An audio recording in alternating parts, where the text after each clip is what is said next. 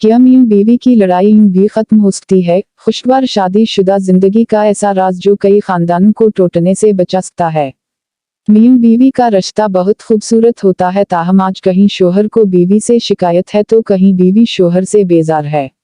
रोज रोज की लड़ाई के सबब न सिर्फ खुद इनकी अपनी जिंदगी तकलीफ देह हो जाती है, बल्कि इसके बुरे असरात इनकी औलाद पर भी पड़ने लगते हैं।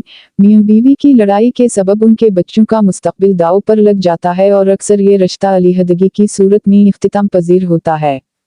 इंटरनेट पर एक तहरीर वायरल हो रही है जिसमें एक खातून से मंसूब खत का खुलासा है कि कैसे वो शोहर के साथ झगड़े खत्म करके खुशगवार जिंदगी बसर कर रही हैं और मुमकिन है ये तहरीर क़ारीन के लिए भी फायदा मंद हो। एक औरत थी जिसका खावंद उससे बहुत प्यार करता था।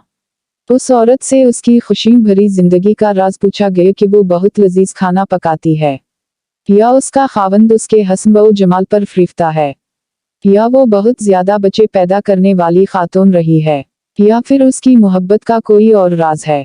औरत ने यूं जवाब दिया, खुशियों भरी जिंदगी के इसबाब अल्लाह सुब्हाना व तआला की जात के बाद खुद औरत के अपने हाथों में ही। औरत चाहे तो वो अपने घर को जन्नत बना सकती है और अगर चाहे तो जहन्नम बना दे। नहीं, बहुत ज्यादा बच्चे पैदा करने वाली औरत होना कोई बहुत बड़ी खूबी है। कई औरतों ने 10-10 बच्चे जने मगर वो अपने शोहरों से कोई खसूसी इल्तिफात व मोहब्बत न पा सकी, बल्कि नूबत तलाक तक जा पहुंची। अच्छा खाना पकाना भी कोई खूबी नहीं है। सारा दिन किचन में खाने पकाने के बावजूद भी औरतें खावंद की शिकायत करती नजर आती हैं। तो फिर आप ही बता दें उस पर सआदत और मुसरत भरी जिंदगी का राज, और आप अपने और खावंद के दरमियान दरपेश मसाइल व मुश्किलात से किस तरह निपटा करती थीं।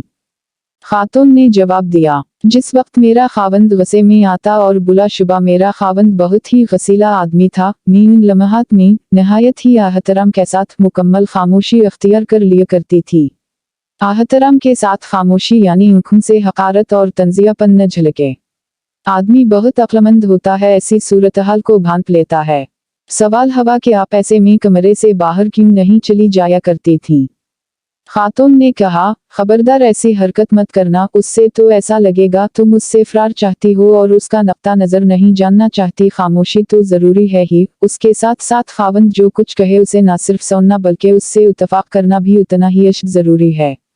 मेरा खावंद जब अपनी बातें पूरी कर लेता तो मैं कमरे से बाहर चली जाती थी, क्योंकि उस सारे शोर शराबे के बाद मैं समझती थी कि उसे आराम की जरूरत है। मैं अपने रोजमर्रा के घरेलू कामों में लग जाती और अपने दिमाग को उस जंग से दूर रखने की कोशिश करती। सवाल हवा कि आप उस माहौल में क्या करती थीं? कई दिनों के लिए लाताल्लुकी और बोलचाल छोड़ देना वगैरह। खातून ने कहा, हरगिज़ नहीं, बोलचाल छोड़ देने की आदत बहुत बड़ी और खावंद से ताल्लुकात को बिगाड़ने के लिए दोरुखी तलवार की मानद है। अगर तुम खावंद से बोलना छोड़ देती हो तो हो सकता है शुरू में इसके लिए ये तकलीफ देह हो। शुरू में वो तुमसे बोलने की कोशिश भी करेगा, लेकिन जिस तरह दिन गुजरते जाएंगे वो इसका आदी होता चला जाएगा। तुम 1 हफ्ता के लिए बोलना छोड़ोगी तो उसमें तुमसे 2 हफ्तों तक न बोलने की इस्तादात पैदा हो जाएगी और हो सकता है कि वो तुम्हारे बगैर भी रहना सीख ले। खावंद को ऐसी आदत डाल दो कि तुम्हारे बगैर अपना दम भी घुटता हवा महसूस करे, गोया तुम उसके लिए हवा की मानद हो, गोया तुम वो पानी हो जिसको पीकर वो जिंदा रह रहा हो। उसके बाद आप क्या करती थीं? खातून औरत ने कहा, मैं कुछ देर के बाद जूस या फिर गर्म चाय लेकर उसके पास जाती और उसे नहायत सलीके से कहती, लीजिए चाय पीजिए। मुझे यकीन होता था कि वो उस लम्हे उस चाय या जूस का मुतमन्नी होगा। मेरा ये अमल और अपने खावंद के साथ गुफ्तगू इस तरह होती थी कि गोया हमारे दरमियान कोई गुस्से या लड़ाई वाली बात सिरे से हुई ही नहीं, जबकि अब मेरा खावंद ही मुझसे इसरार करके बार बार पूछ रहा होता था कि क्या मैं इससे नाराज तो नहीं हूँ। मेरा हर बार उसे यही जवाब होता था कि नहीं, मैं तो हरगिज़ नाराज नहीं हूँ। उसके बाद वो हमेशा अपने दरश्त राय की माजरत करता और मुझसे घंटों प्यार भरी बातें करता था। तो क्या आप उसकी उन प्यार भरी बातों पर यकीन कर लेती थीं?